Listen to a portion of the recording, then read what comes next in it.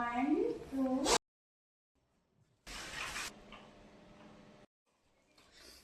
ஹாய்ங்க, இந்த வீடியோவில் அன்பாக்சிங் தான் நம்ம பார்க்க போகிறோம். ஆன்லைனில் நான் என்னென்ன வீட்டுக்கு தேவையான ப்ராடக்ட்ஸ் எல்லாம் ஆர்டர் பண்ணியிருக்கேன் அப்படின்ட்டு அன்பாக்ஸ் பண்ணலாம் வாங்க. பாப்பாவும் என் கூட ஜாயின் பண்ணிக்கிட்டா. ஃபர்ஸ்ட் நாங்கள் அன்பாக்சிங் பண்ணது ஃபோட்டோ ஃப்ரேம் வந்து செட்டப் 6 வந்து 360க்கு நாங்கள் வாங்கியிருந்தோம். இது ஓகேவான குவாலிட்டியாக தான் இருந்துச்சு. ப்ரைஸுக்கு ஏற்ற குவாலிட்டியாக தான் இருந்துச்சு. இந்த ப்ராடக்டெல்லாம் நான் 1 மந்த்துக்கு முன்னாடியே ஆர்டர் போட்டேன். 4-5 நான் ஆர்டர் பண்ணியிருக்கேன். அதில் ஒவ்வொன்றா வரக்கு டைம் ஆகிடுச்சு. கடைசியாக அந்த துணி ட்ரை பண்ணுற ஸ்டாண்ட் மட்டும் ரொம்ப லேட்டாக தான் வந்துச்சு. அதனால் நான் எதையுமே அன்பாக்ஸ் பண்ணல. எல்லாத்தையுமே பத்திரமா வச்சு கடைசியாக எல்லாம் வந்ததுக்கப்புறம் கடைசியாக ஒரு நாள் வந்து அன்பாக்ஸ் பண்ணிக்கலாம் அப்படின்னு சொல்லிட்டு எதையுமே பார்க்கல. கொஞ்சம் டேமேஜ் இருந்துச்சு. ரிட்டன் டேட்டையும் தாண்டிடுச்சு. அதனால் வேறு வழி இல்லை, ரிட்டன் பண்ணவும் முடியாது.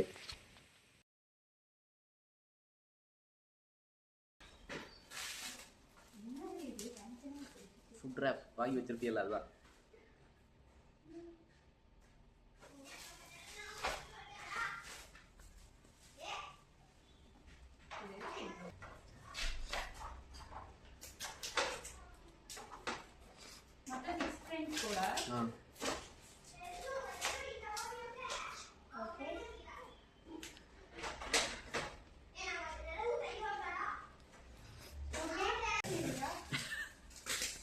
பாக்ஸை கரெக்டாக பிரிச்சிட்டா.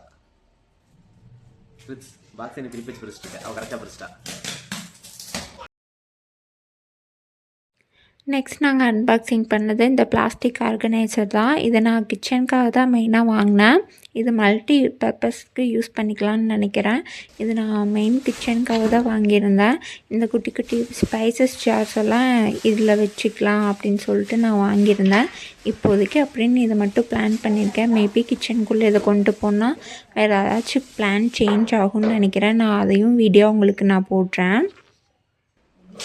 360க்கு இந்த பிளாஸ்டிக் ஸ்டாண்டை நான் ஆர்டர் பண்ணி வாங்கியிருந்தேன். 360க்கு ஒர்த்தான குவாலிட்டி தான். இது எனக்கு ரொம்பவே பிடிச்சிருந்தது. ஃபோட்டோ ஃப்ரேமையும் நான் 360க்கு தான் வாங்கியிருந்தேன். ஆனால் இந்த ஸ்டாண்ட் வந்து 360க்கு வந்து ஒர்த்தாக இருந்துச்சு. இது எனக்கு ரொம்பவே பிடிச்சிருந்தது. சீரியஸ்லி இந்த ஸ்டாண்டை வந்து இப்படி செட் பண்ணோம் அப்படின்னு நாங்கள் பாப்பாவுக்கு சொல்லி கொடுக்கவே இல்லை. அவளாக ஒவ்வொன்றா எடுத்து அவளே செட் பண்ண ஆரம்பிச்சிட்டா. எனக்கே கொஞ்சம் ஆச்சரியமாக இருந்துச்சு. இன்றைக்கி சண்டே ஸ்கூல் லீவு அப்படின்னு சொல்லிட்டு இங்கே வீட்டுக்கு வந்திருந்தா. அதனால் இன்றைக்கி அன்பாக்சிங் பண்ணிடலாம் அப்படின்னு சொல்லிட்டு அப்படியே பண்ணிகிட்ருந்தோம்.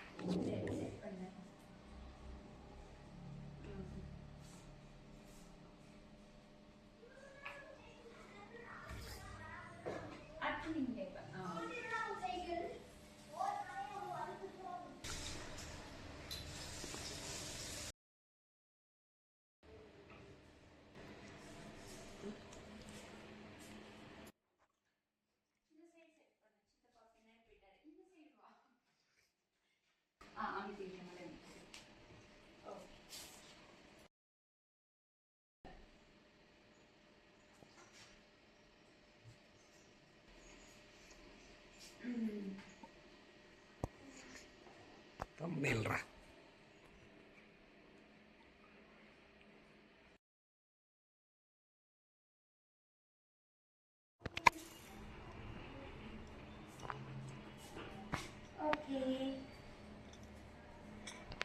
நெக்ஸ்ட் நாங்கள் அன்பாக்சிங் பண்ணது பேட்மிண்டன் தான். பேட்மிண்டன் பற்றி எனக்கு சுத்தமாகவே தெரியாது. எனக்கு விளையாடவும் தெரியாது. என் ஹஸ்பண்ட் தான் இதை வாங்கியிருந்தாங்க. நான் அன்பாக்சிங் மட்டும்தான் பண்ணியிருந்தேன். எல்லாத்தோடு சேர்த்து இதையும் அன்பாக்ஸ் பண்ணிடலாமே அப்படின்னு சொல்லிட்டு இதையும் நான் பண்ணியிருந்தேன். அண்ட் இதோட குவாலிட்டி இதை பற்றியெல்லாம் எனக்கு தெரியாது. ஆல்ரெடி ஒரு பேட்மிண்டன் வாங்கியிருந்தாங்க. அது கொஞ்சம் குவாலிட்டி நல்லா இருந்த மாதிரி இருந்துச்சு. அது மீஷோவில் வாங்கியிருந்தாங்க 2 இயர்ஸ் பிஃபோர். அண்ட் அதை விட இது கொஞ்சம் குவாலிட்டி கம்மியாக இருந்த மாதிரி தான் எனக்கு தோணுச்சு.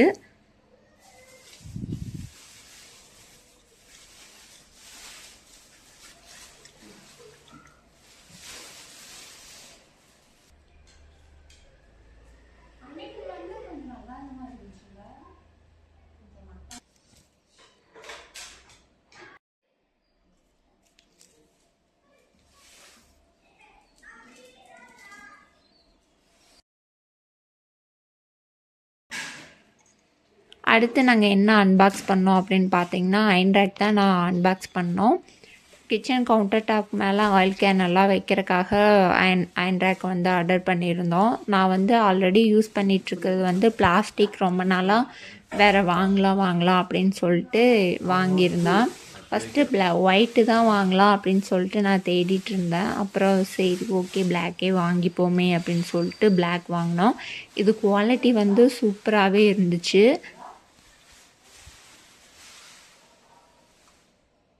அப்படியே நாங்கள் அன்பாக்ஸ் பண்ண மழையும் வர ஸ்டார்ட் ஆகிடுச்சு. அப்படியே என் ஹஸ்பண்ட் வந்து மழையும் வீடியோ எடுத்துகிட்டு இருந்தாங்க. அப்படியே இதில் நான் அட்டாச் பண்ணியிருந்தேன். இன்றைக்கி வந்து இந்த வீடியோலாம் என் ஹஸ்பண்ட் தான் எடுத்து கொடுத்துட்ருந்தாங்க.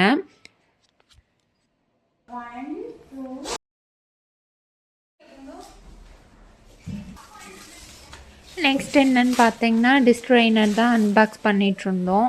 டிஸ்ட்ரைனர் வந்து எனக்கு கொஞ்சம் மன வருத்தமே ஆயிடுச்சு. பிளாஸ்டிக் வந்து தண்ணி ட்ரை ஆகி வெளியே போகிற அந்த இது வந்து லைட்டாக உடஞ்சிருந்தது. வேறு வழி இல்லை, இதை ரிட்டன் பண்ணவும் முடியாது. ஏன்னா ரிட்டன் டேட் வந்து தாண்டிடுச்சு. நான் பண்ண தப்பு என்னென்னா ஃபஸ்ட்டே அன்பாக்ஸ் பண்ணி பார்க்காததான்னு நினைக்கிறேன். ஆனால் இது பெரிய டேமேஜெல்லாம் இல்லை, குட்டியாக ஒரு சின்ன டேமேஜ் தான். ஆனால் இதுதான் நான் ரொம்ப ஆவலாக பார்த்துட்டு இருந்தேன். ரொம்ப நாளாக வாங்கணும்னு நினச்சிட்டு இருந்தேன்.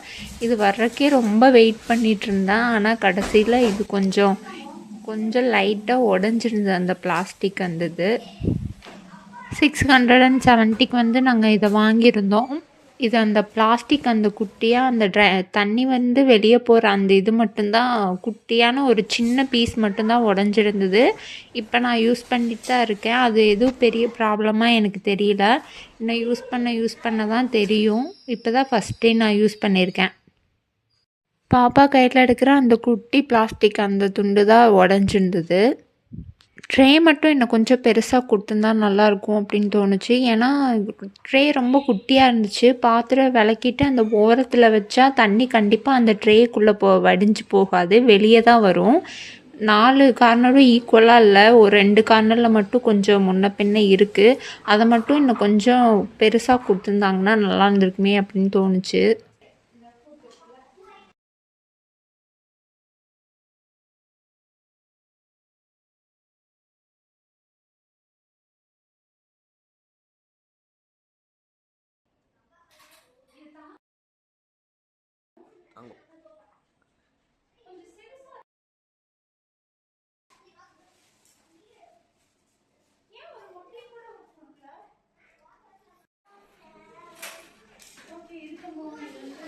கடைசியாக அன்பாக்ஸ் பண்ணுற ப்ராடக்ட் என்னென்னா துணி காய போடுற ஸ்டாண்டு தாங்க. இதுவும் ஸ்டீல் ஸ்டாண்டு அப்படின்னு சொல்லி தான் ஆர்டர் பண்ணியிருந்தோம். இதுதான் இருக்குல்லே காஸ்ட்லி 1300. ஆனால் 1300க்கு இது ஒர்த்தே கிடையாது. இருந்தாலும் வேறு வழி இல்லைன்னு நான் யூஸ் பண்ணிகிட்ருக்கேன். ரிட்டன் போட முடியாது அப்படின்னு ஒரே காரணத்துக்காக. ஓப்பன் பண்ணி பார்த்தா ஒரு சைடு வளைஞ்சிருந்தது. துணி காய போடுற ஒரு கம்பி கலண்டுருச்சு ஒரு சைடில் மட்டும். இதுக்கு தான் நான் அதிகமாக ஆன்லைனில் ஆர்டர் பண்ணவே மாட்டேன். டைரெக்டாக நான் போய் கண்ணில் பார்த்து வேணுமா வேண்டாமா அப்படின்னு சொல்லிட்டு பர்ச்சேஸ் பண்ணிப்பேன். ஆன்லைனில் அதிகமாக வாங்கவே மாட்டேன். இந்த தடவை தான் வாங்கினோம், அதுவும் இப்படி ஆயிடுச்சு.